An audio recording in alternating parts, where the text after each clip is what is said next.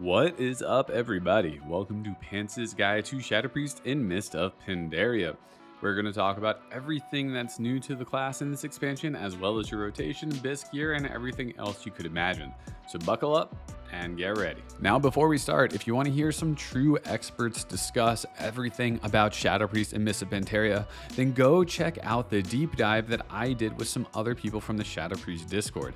Netskells, Frostbitten, and Kiwi and Apple are all insane gamers and super knowledgeable. Now, I like to think I'm kind of smart myself, but between the four of us, we cover every single aspect of Shadow Priest and Mists of Pandaria and go into way more detail than I go into this guide. So check that out if you want even more information than I'm presenting here.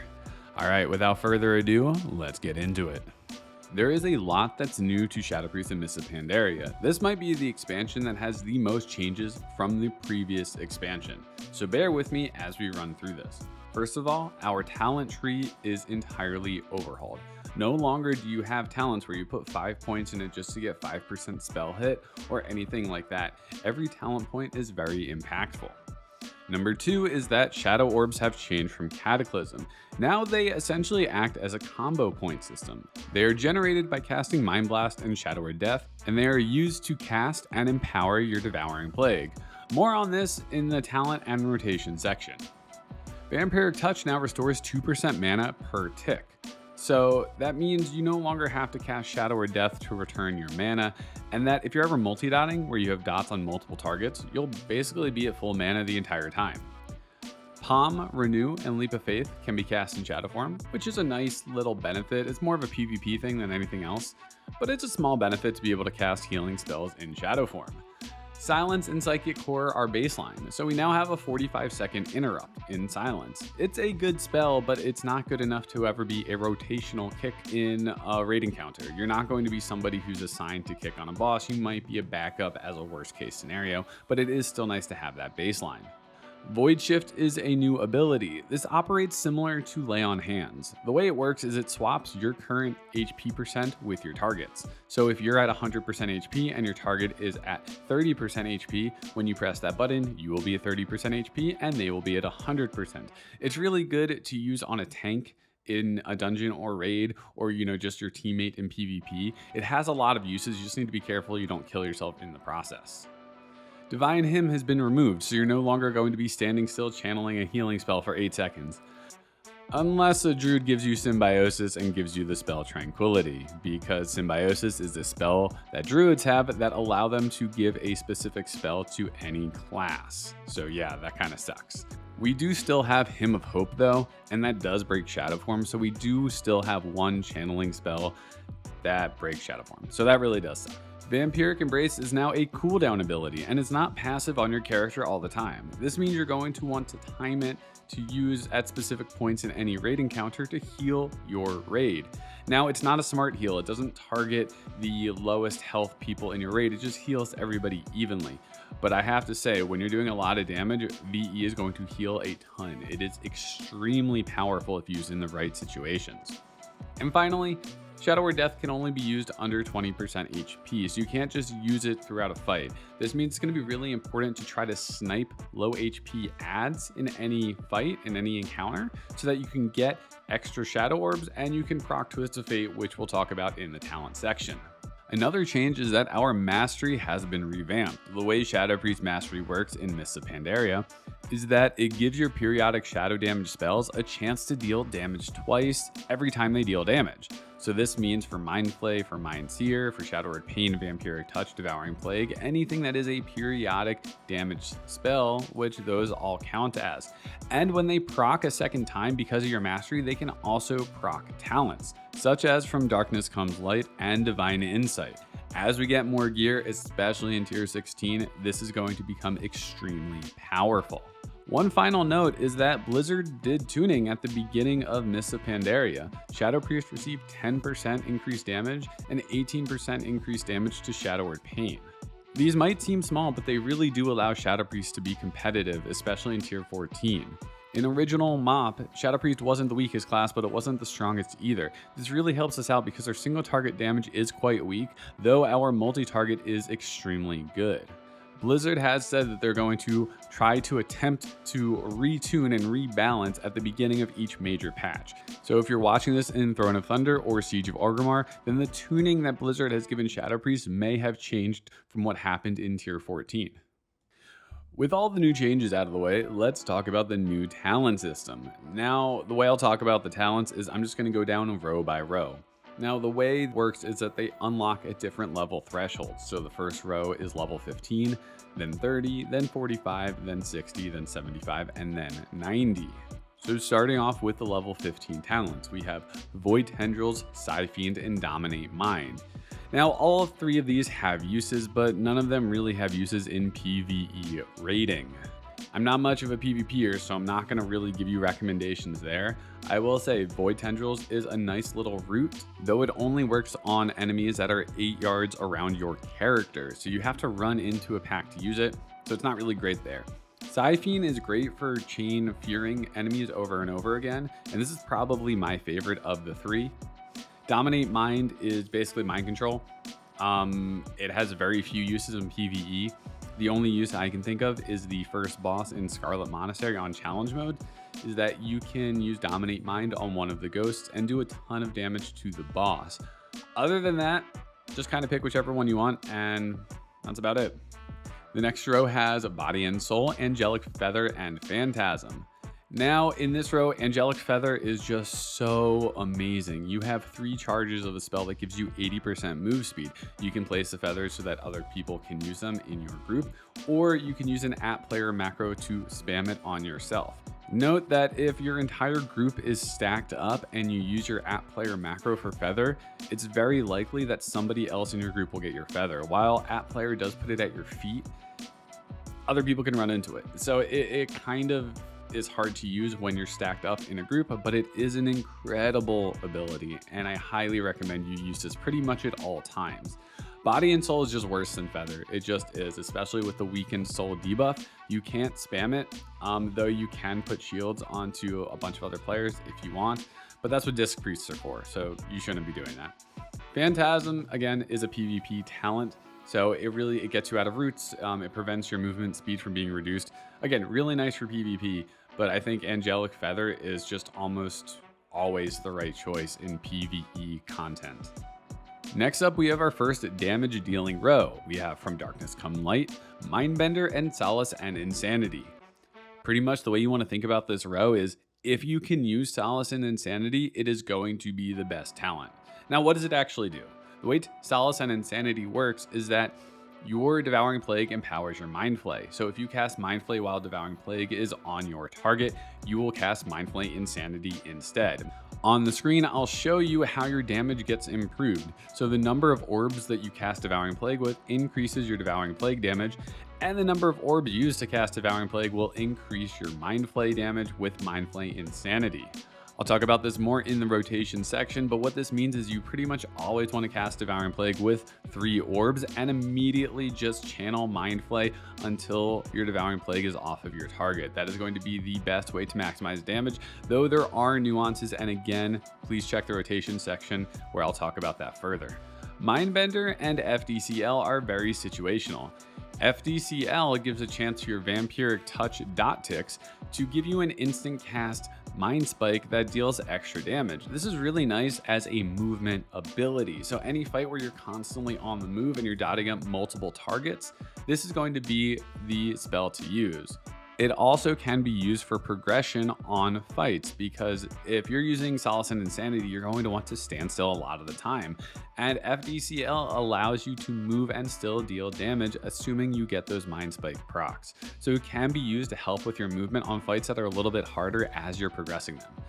Mindbender is nice. It makes your Shadow Fiend a 1-minute cooldown, and it does deal quite a lot of damage. It's never going to be the highest damage option, and it's nice for movement because you don't need to stand still to cast it, but also FDCL helps for movement. So the way I see Mindbender is I think it's best used in dungeons, especially as you're leveling. If you're spamming dungeons and doing monkey runs or anything like that, having Mindbender to restore your mana is really nice. I think Mindbender is just a very situational spell, and it's pretty much always going to be the worst option between the other two. Okay, the next row gives us some defensive utility. Here we have Desperate Prayer, Spectral Guise, and Angelic Bulwark. Now for PvE content, you almost always want Angelic Bulwark, and I stress almost. This is an amazing ability because it acts as a cheat death where when your health falls below a certain percentage, you automatically get a proc that heals you for 20% HP. Now, where's the problem? There is one fight in particular where this is bad. Amber Shaper Unsock in Heart of Fear has a mechanic where he puts you in a vehicle, and the way you get out of that vehicle is by having your raid DPS you to 20% HP. But you have increased HP, and when you reach 30% HP, you get a massive shield on your character from this ability. Do not use this ability on Amber Shaper Unsock. If you do, it is your own fault, and I will laugh at you because this already happened to me right here. Okay, he's getting pants. Use 2.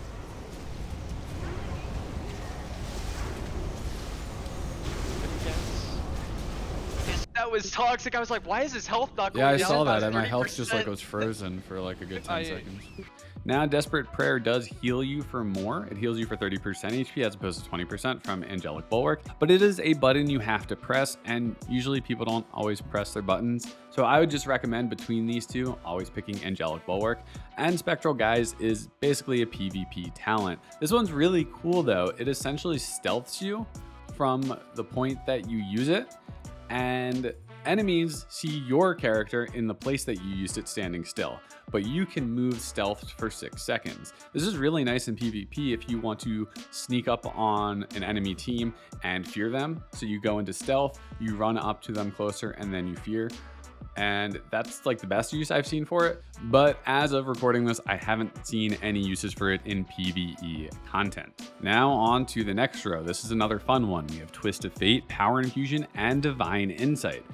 Twist of Fate is so fucking broken, and I had to curse just to emphasize how amazing this talent is. The way it works is whenever you damage an enemy under 35% HP or heal an ally who's under 35% HP, you get 15% damage increase for 10 seconds.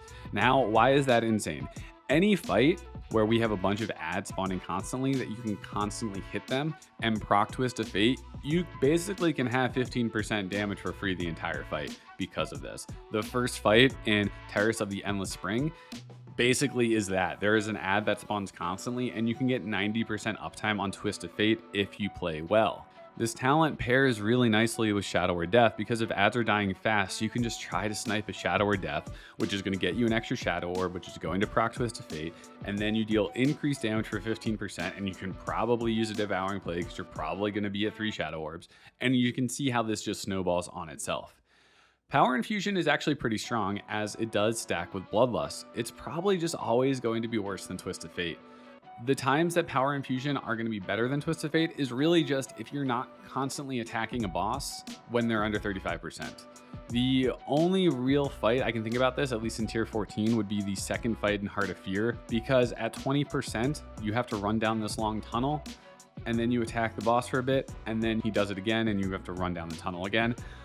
The reason you would use Power Infusion here is 1, because you don't have constant uptime on the boss, sub 35%, and 2 is that while you're running down the hallway, your Power Infusion has additional time to come off cooldown, so you might get an extra use of it.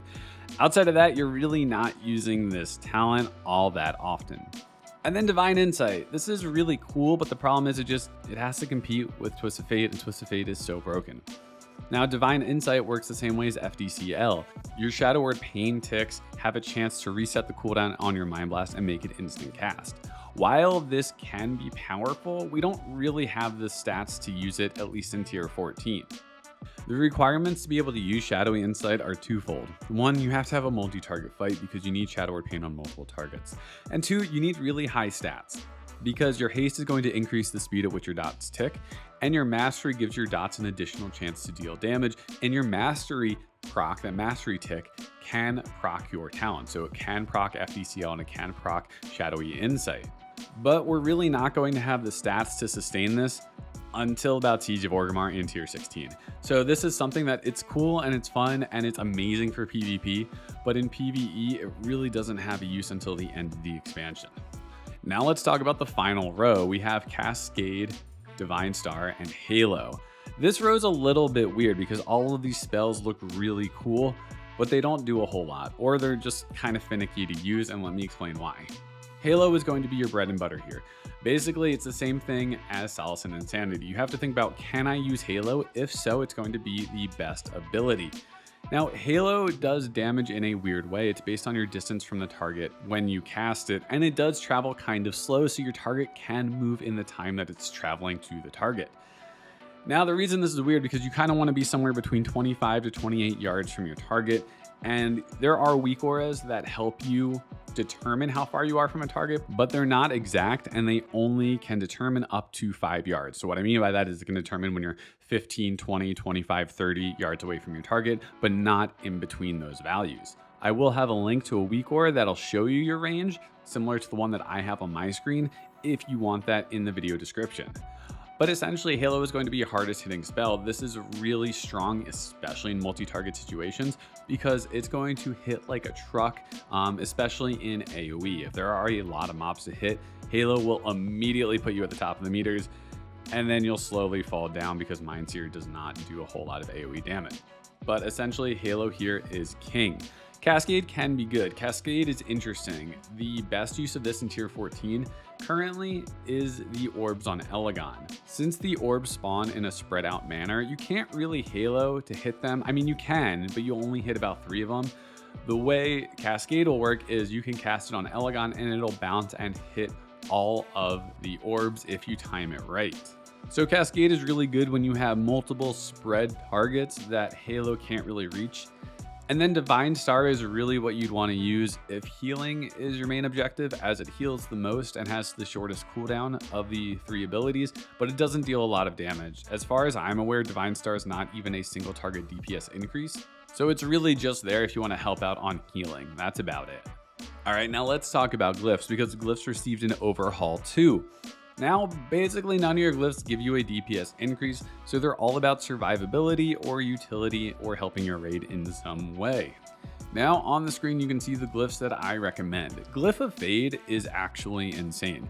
Fade is off of the global cooldown, which means you can press it and immediately cast another spell, and it just gives you 10% damage reduction for 10 seconds. This is extremely strong and you should always have this glyph active. The other glyphs can vary depending on the encounter. Glyph of Vampiric Embrace is really strong. It makes your Vampiric Embrace last 10 seconds instead of 15, but doubles the healing output. So this means your Vampiric Embrace now heals more in a shorter amount of time, which makes it really good for healing your raid after a lot of damage goes out.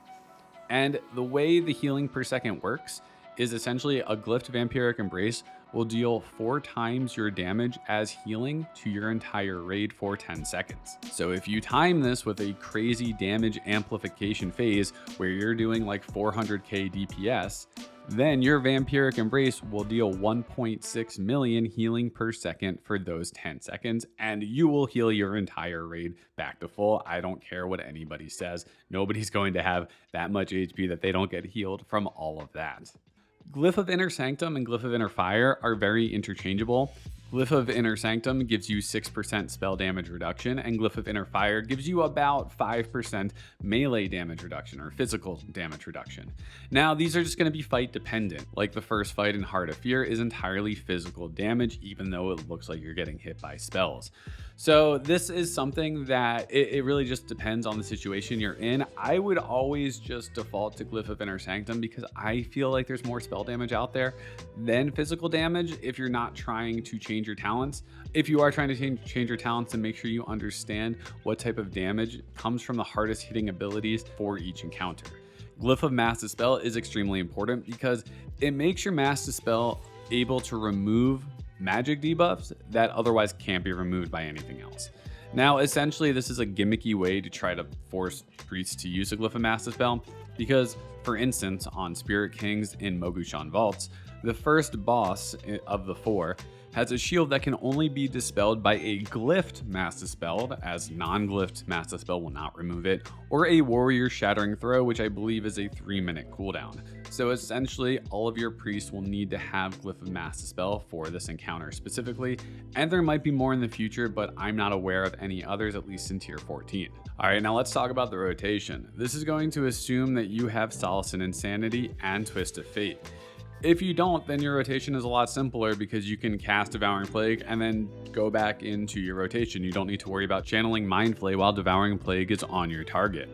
So your opener looks like this. Precast Halo with 2 to 3 seconds left on your pull timer, precast Mind Spike, then Shadow Fiend, Shadow Word Pain, Vampiric Touch, Devouring Plague, Mind Blast, and Mind Flay.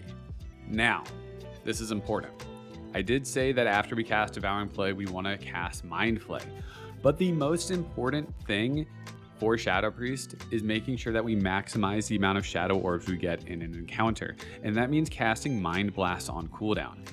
Now, because of the changes that Blizzard made to Shadow Priest, we start with 3 Shadow Orbs going into every encounter, which means we don't want to cast Mind Blast when we're already at 3 orbs because we're just going to waste that orb. You cannot have 4 at a time, you can only have 3. So we're going to cast Mind Blast after that first Devouring Plague because it's much better to get that next orb as fast as you can than it is to try to maximize the amount of time that you cast Mind Flay Insanity. Generating orbs takes priority over everything. So that means we cast Devouring Plague into Mind Blast into Mind Flay spam. Now, how you cast Mind Flay here is going to depend a lot on your haste because you want to maximize the amount of time spent casting Mind Flay Insanity. And the way this works is it technically snapshots. So what I mean by that is if your Devouring Plague has 0.2 seconds left on the target and you start a new Mind Flay before that Devouring Plague falls off, then for your next channel, the entire channel will be Mind Flay Insanity even after Devouring Plague falls off your target. So you can snapshot the very end of that Devouring Plague on the target with Mind Flay Insanity.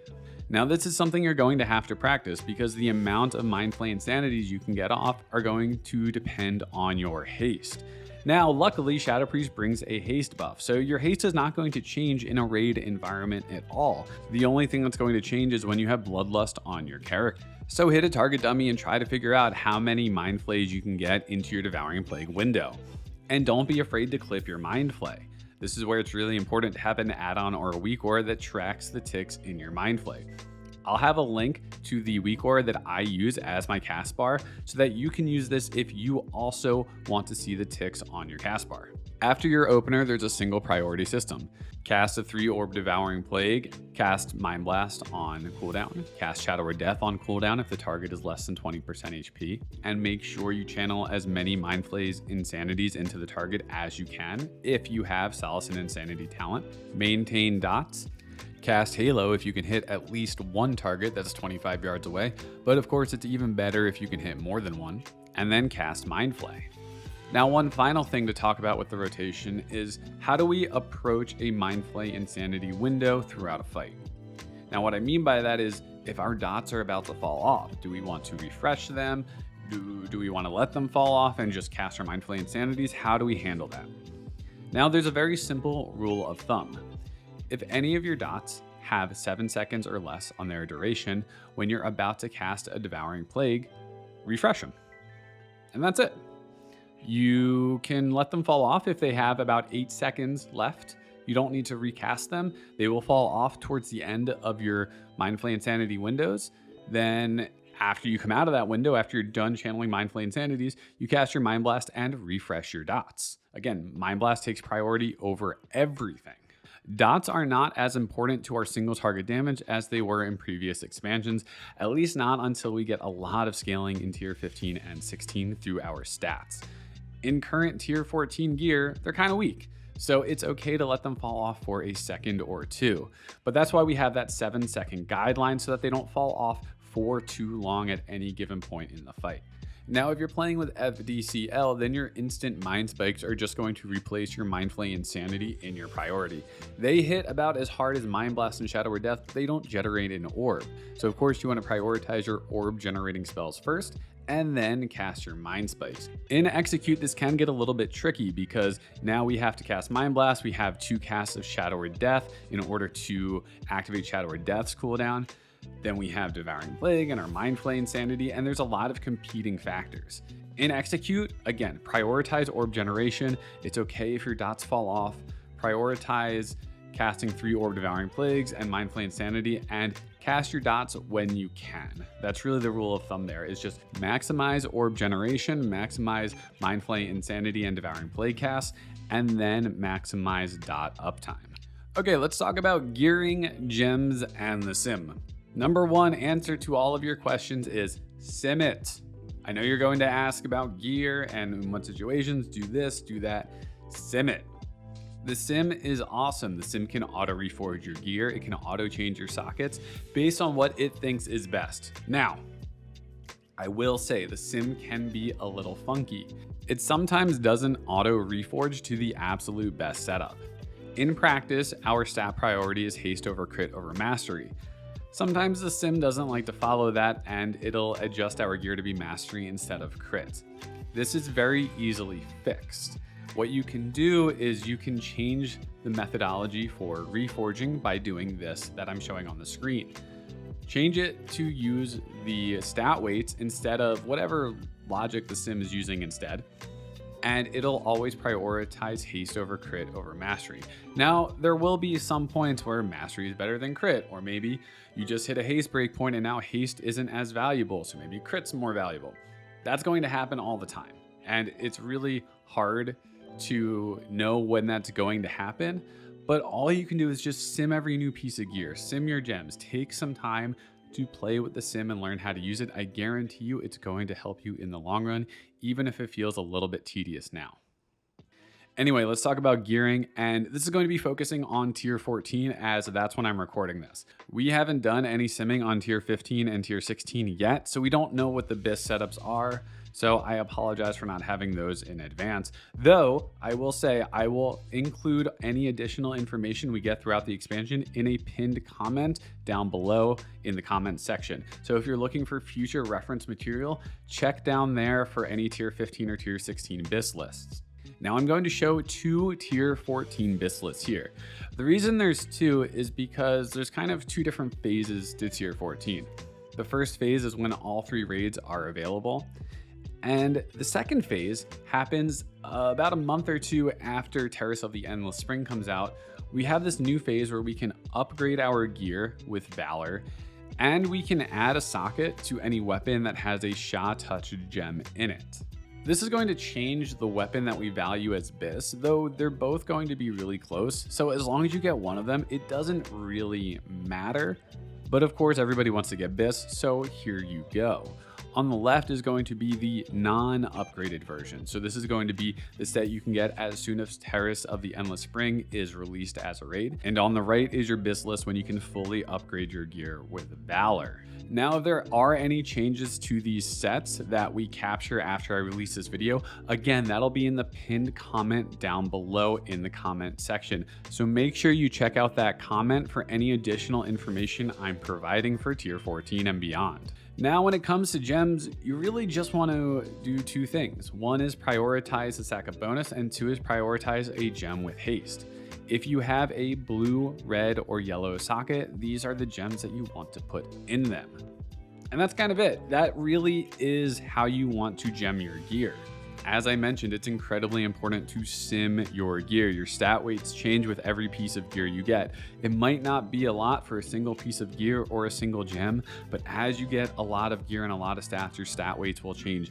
And gear in Mists of Pandaria has a ton of stats on it.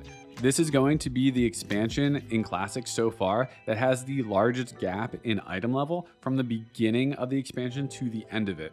So our stats are going to increase like crazy. So it is so important to constantly sim your gear and make sure that you're using the most up-to-date information and not just following some haste over crit over mastery stat sheet to figure out your gear. That is not going to help you. You should always be simming every piece of gear you have and every piece of gear you could potentially get in the future.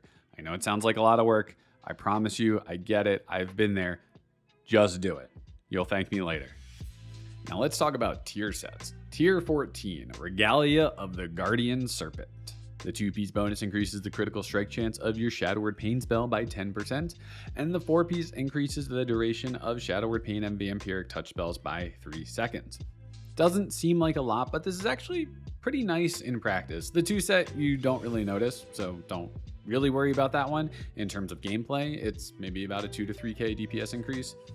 But the 4 set is better than it seems, and this is because of the interactions with the dots and our Mind Flay Insanity window. The fact that our dots last 3 seconds longer means it's even more unlikely that we'll have to refresh them before going into a Mind Flay Insanity window before we cast Devouring Plague.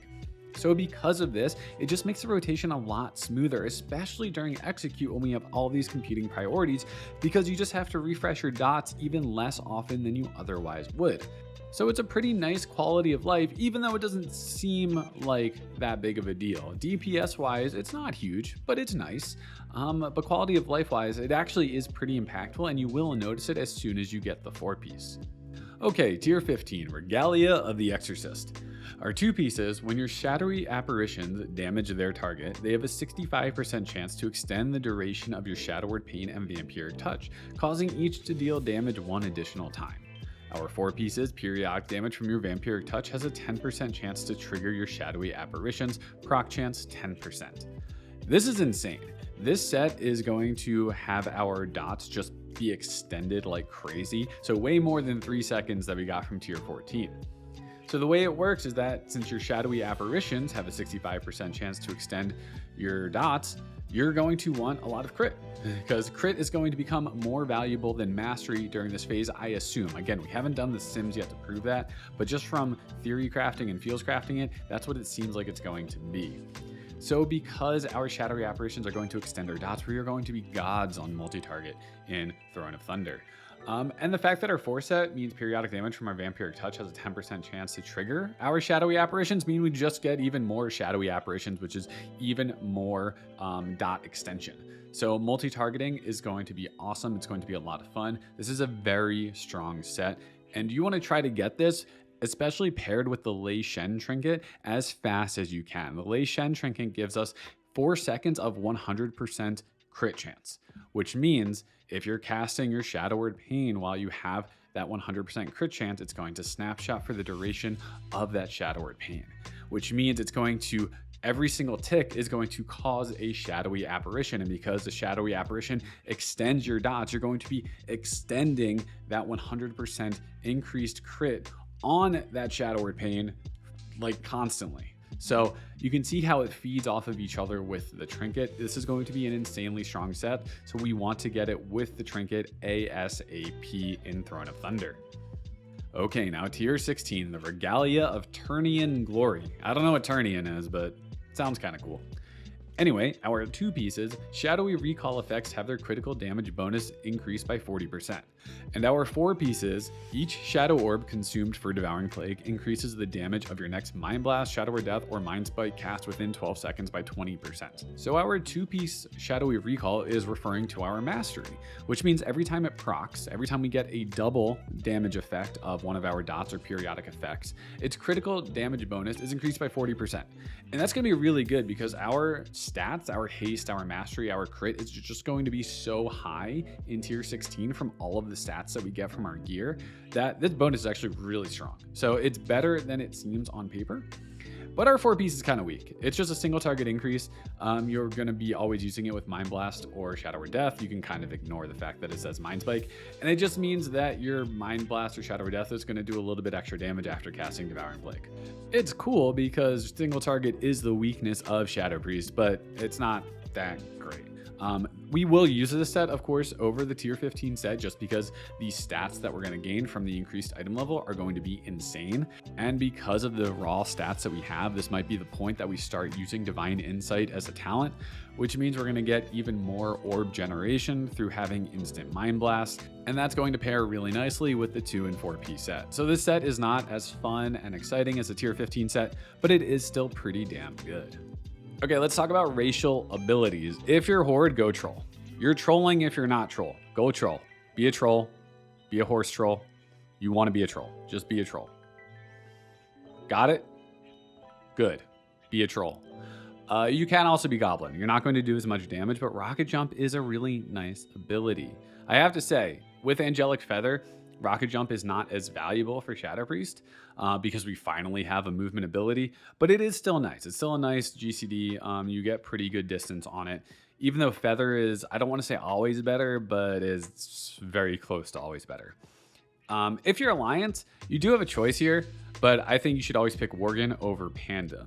Now, Panda might sim a little bit better than Worgen, at least early on, because as we get further into an expansion, our secondary stats get stronger relative to intellect, relative to spell power. So what that means is, since Panda gives us double the intellect on our food buff, it'll probably be better in the beginning of an expansion. Let me rephrase that. I know it is better than Worgen from a sim perspective in the beginning of an expansion, but there's a caveat to that. If you die and you're battle res in a fight, you lost your food buff. So now you lost the whole reason you picked Panda in the first place, other than its cute and adorable fuzzy face. So I would just say pick Worgen, because not only do you always keep your 1% crit, you also get a nice little move speed bonus. Now, I know what you're thinking, oh, but we have Feather, why would I use this? Well, the Worgen Sprint is not on the GCD, so you can use it and immediately cast another spell. It doesn't seem like a lot, but if you're trying to min-max damage, it's pretty valuable to not have to spend a global cooldown on a Feather, especially if you're only moving a short distance. Feather is going to be better when running a long distance because you're going to get there a lot faster than if you use the 40% movement speed from Worgen. So long story short, if you're Horde, go Troll. If you're Alliance, go Worgen. Easy peasy. When it comes to professions, again, there's really only two options for PvE. Go Engineering and Tailoring. They're just the strongest. Engineering, you get Rocket Boots, you get Goblin Glider, and of course you get Synapse Springs on your glove, which are extremely strong. And if you go Tailoring, you get the Cloak Enchant Lightweave Embroidery, which is incredibly strong. The haste buff from Herbalism is very overrated and not that great, so don't consider that. It's a bait trap that you shouldn't even worry about.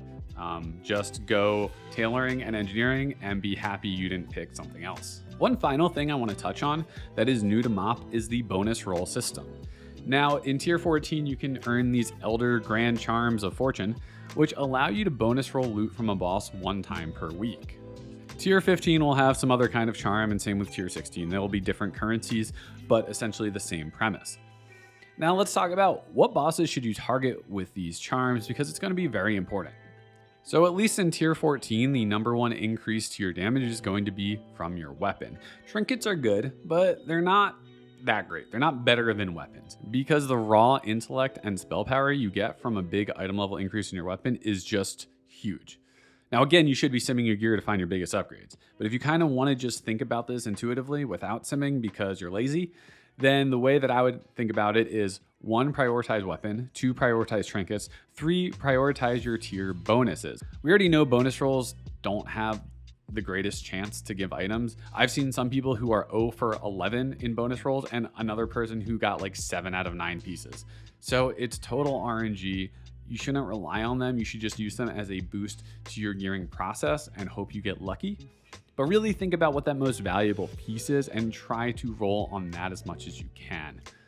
Of course, we get 3 bonus rolls per week, so you don't need to only roll 1 boss, but you should be smart about where you're using it and not just sending it on Shah of Fear or Galleon before each raid, because you want to maximize using them on the best bosses you can in case you do get an item. Anyway, I think that covers everything I wanted to talk about here, so I hope this helps you. I hope you have fun in MoP. I'm having a fucking blast. I think I've leveled 4 characters. I'm about to level a 5th. I have 2 Shadow Priests. This expansion is a ton of fun. I am having an absolute blast. I will try to stream some more, so if you're interested in that, please come check out my Twitch, or just pop in the Shadow Priest Discord and say hello, and let's talk Shadow Priest, because I'm having a blast, and I know a lot of other people are too. Anyway, my name's Pantsface. Have fun blasting in Mists of Pandaria, and I will see you in the next one. Peace.